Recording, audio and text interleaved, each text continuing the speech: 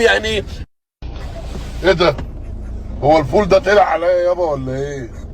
بالراحه شويه افتح الشباك. هويها يابا.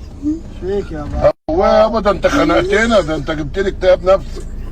بالراحه كده هوي، لما تحب تعمل حاجه قول هنزل على جنب كده ولا حاجه، انما ما تدينيش في وشي كده.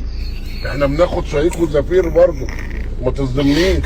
عادل عادل عادل لا ما صحيح. عادل لا مو طبيعي.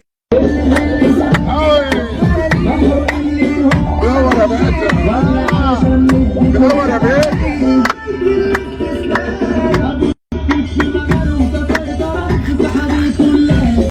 تاني عملتها تاني يا عم. يا عم قلت لك احنا اتخانقنا. ايه الريحه المنتنه اللي انت عاملها لي دي؟ سواد عشان ما بحبش انا كده يا عم. الاكل ميت ولا معفن ولا ايه؟ انت عمال تديها بالصلاه على النبي، مفيش مفاتيح. انت مسيبها يا باشا. بطني انت عينيا مش شايف بيها. ارحمني، ده انا عينيا تعباني. الريحه بوظت لي عينيا، انا مش عارف انام زغلله. سيارة ليه؟ عشان الريحه يا عم. الريحه يا عم خنقتني، اتهوى في الهوا ده شويه.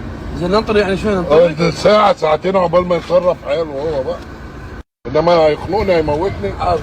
بص عينيا، عينيا زغللت يا عم.